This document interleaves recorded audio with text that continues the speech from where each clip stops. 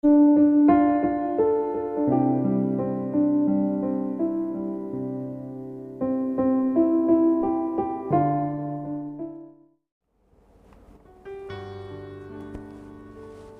pagi dan salam bagi kita semua, Bapak Ibu Jemaat yang dikasihi dalam Yesus Kristus. Sebelum kita beraktivitas di pagi hari ini, marilah kita sejenak untuk mendengar dan merenungkan firman Tuhan di pagi hari ini. Marilah kita berdoa. Kasih karunia dan damai sejahtera dari Allah Bapa dan dari anaknya Tuhan kita Yesus Kristus, itulah kiranya menyertai kamu sekalian. Amin. Apa kabar Bapak Ibu Jemaat yang dikasihi di dalam Yesus Kristus? Tentu doa dan harapan kami semuanya dalam keadaan baik di pagi hari ini. Renungan harian HKBP Sutoyo, Reso Sutoyo hari ini, Jumat 5 November 2021, dari Galatia pasal yang ketiga ayat 25. Demikian pembacaan firman Tuhan. Sekarang iman itu telah datang. Karena itu kita tidak berada lagi di bawah pengawasan penuntun. Dalam bahasa Batak dikatakan, alaidung roh haporsiauni dangbe ginonggoman ni si parorot hita. Demikian pembacaan firman Tuhan. Bapak Ibu saudara-saudari yang dikasihi dalam Yesus Kristus, perlukah ada peraturan? Jawabannya, ya, perlu. Sebab peraturan sangat berguna untuk menuntun sikap hidup manusia ke arah yang lebih baik. Peraturan juga menolong kita agar hidup harmonis dengan orang lain, serta melindungi kita dari kecelakaan maupun bahaya.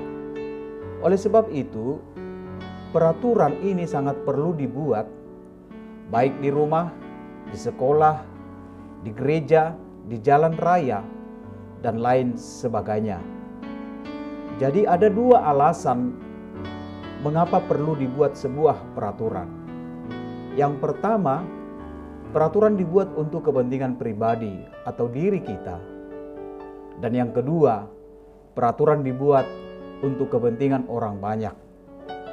Dari kedua alasan inilah Allah memberikan 10 hukum Taurat kepada umatnya yang berguna untuk menuntun pribadi yang lebih baik, berguna untuk diri sendiri dan orang banyak.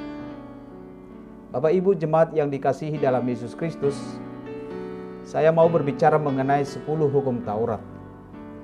Di rumah saya sebagai orang tua, selalu mengajari anak saya yang masih kecil-kecil agar mereka menghafal hukum Taurat yang pertama sampai yang ke-10. Tujuannya yaitu agar mereka mengetahui mana sikap yang baik dan mana sikap yang tidak baik. Namun pemahaman orang Yahudi dalam memahami 10 hukum Taurat terjadi sebuah pergeseran. Di samping hukum Taurat yang ke-10, mereka menciptakan banyak aturan dan segala ketentuan-ketentuannya yang tidak terhitung banyaknya. Sehingga orang Kristen Yahudi mengatakan bahwa itulah pokok ajaran Kristen yang benar, di mana keselamatan diperoleh jika orang tanpa cacat mentaati peraturan tersebut.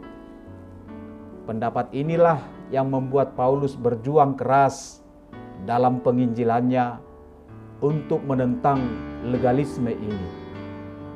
Dalam surat Galatia ini, Paulus menonjolkan tentang kebebasan atau kemerdekaan dari keterikatan hukum Taurat, yaitu sebuah kebebasan beriman yang tidak terikat lagi kepada peraturan-peraturan yang sangat mendetail. Sekarang iman itu telah datang. Karena itu kita tidak berada lagi di bawah pengawasan penuntun.